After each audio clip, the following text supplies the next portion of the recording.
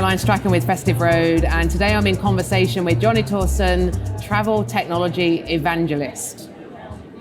Johnny, welcome. Caroline, thank you very much. It's always brilliant spending time with you.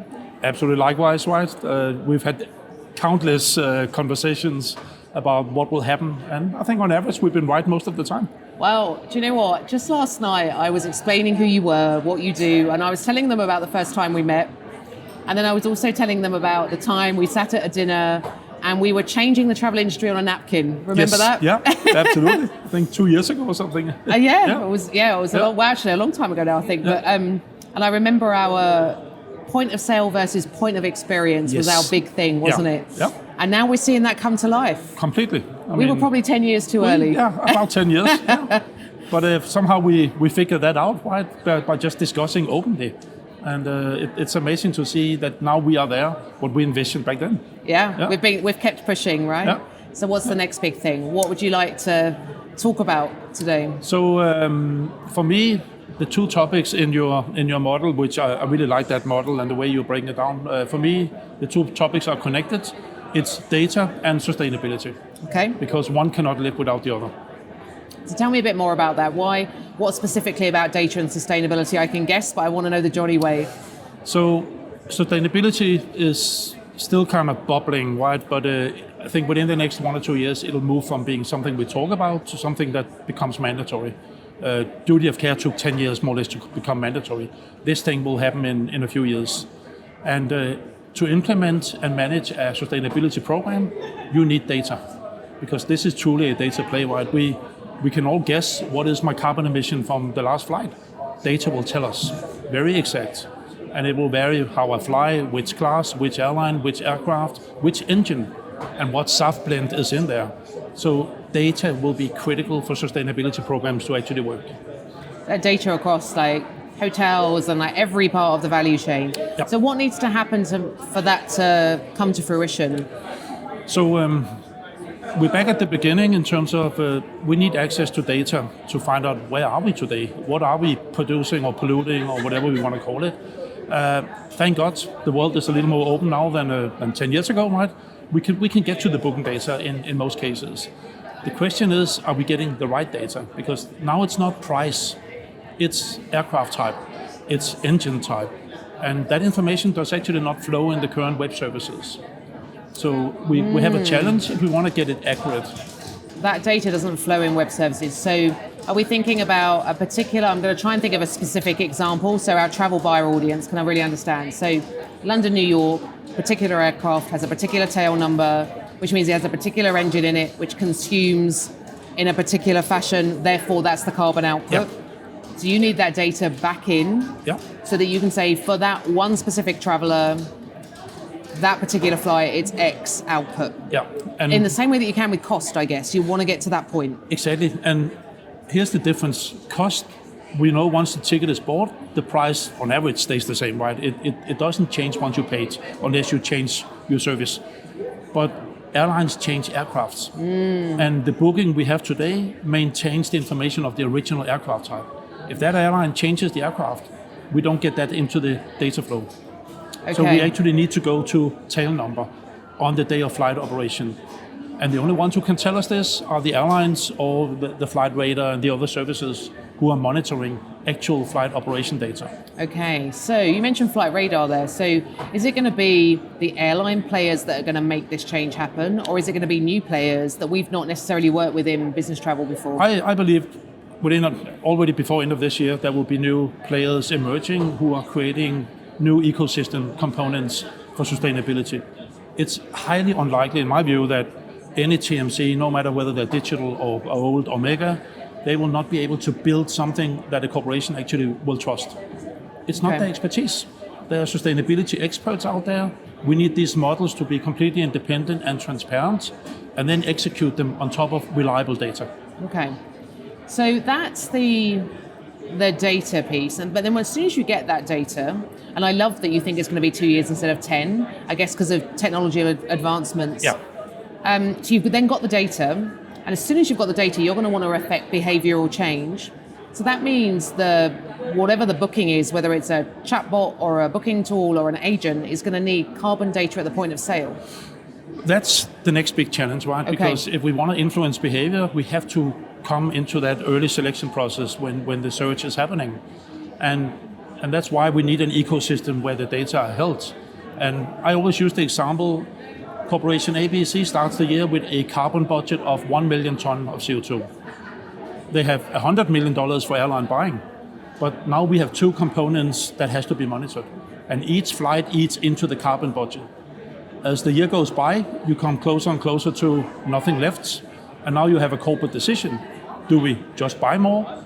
Because we told our shareholders, our employees, our ESG owner, we will stick within 1 million ton of CO2.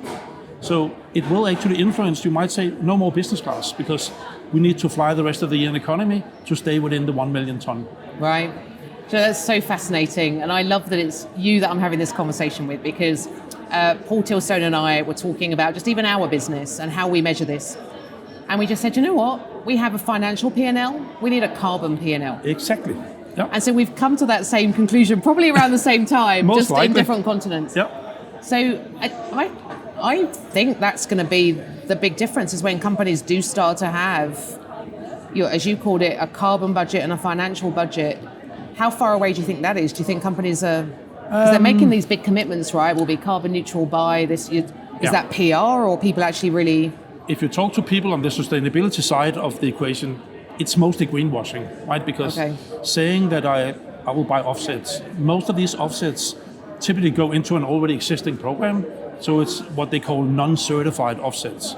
You actually have to be a net new program to claim that I'm doing my own offset there. There's actually no standards around this. A lot of these offset programs are using previously existing programs, and nobody validates because there's very little transparency. So that's a sustainability issue. It's not a travel issue, right? And that's again why I believe it's not a TMC's job to become a sustainability expert. That's not where they can do a great job.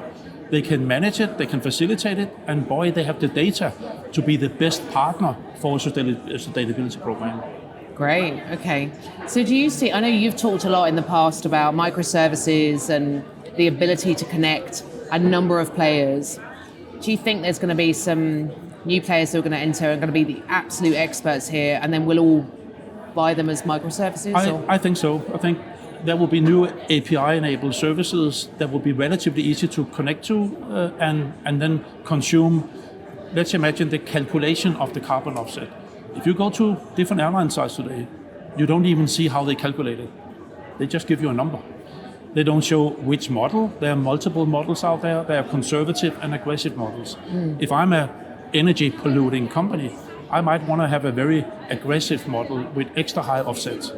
And you don't have that visibility at all today. Okay. So there will be model enablers who say, hey, you can make a pick between 10 different calculation models. And now you can explain to your shareholders and your ESG owner, this is the way we calculate when we do our carbon budgeting and consumption. Wow. Okay. So there's been a lot in here. I think travel buyers watching would be thinking, where do I start? I want to start somewhere. I want to do something, or my leadership are asking me, what advice do you have for them? Like, what do they start with? I would say start with a very simple initiative. Find out what was your actual emission the last quarter or the last 6 months or whatever, using your historic travel data. The good news is it doesn't have to be 100% accurate when you start this, right? But now you get a baseline. From that, you can say, hey, looks like our average carbon emission per travel day is 2.5 tons. Okay, next year I want to make it 2.2. I want to improve it by roughly 10%. Or I start capturing more carbon data, so it might go up because now I have more visibility. I don't know if you know, but an average hotel room emits 30 kilo of carbon per night. Okay. That's what the hotel industry have agreed is an average. Now, if you look at different hotels, there's from 10 to 100 kilos. So it depends what is the profile of your hotels, if you want to be accurate. But initially you can use the 30 kilo per night, and suddenly you know your emission in the hotel space. And so that, I guess, when travel costs were being managed right in the beginning. So that was way too long ago for us. We're way too young, Johnny. They had to start somewhere, right? So you start with that base measure and you've got that in place. I was reading the other day about dirty energy locations versus clean energy locations. So a hotel room in California is likely to have less emissions because they have cleaner energy. You live in California, no doubt you know all about that. Versus somewhere else that doesn't. Not wanting to name and shame other states, but but that shouldn't. I feel like that shouldn't stop you from starting, because there's so many arguments about all the different parameters. Well, what about this? What about that? But I think the message I just heard is start somewhere. Yeah, exactly. And in the good old software development mindset, don't expect perfection before you do this. Don't let that hold you back. You don't need a massive budget to find out where are you right now. And 2 years from now, you will have a lot better handle on the data. But then you get into another challenge. Companies carbon emit in multiple areas. Travel is one. If you're a manufacturing company, logistics and production is much more polluting. Are you going to keep travel emission as a complete separate piece? Probably not. They want to roll it into a master kind of program. So that's the other reason why I don't think TMCs will be the eventual owners of this. You want something that can plug into the corporate strategy around total emission capture. Corporate strategy, total emission capture. What a great place to end. Johnny, as always, I could speak to you for hours. We haven't got time today, No. But thank you so much for taking the time to join us. We You're appreciate it. very welcome. Thanks for letting me share my thoughts. Thank you.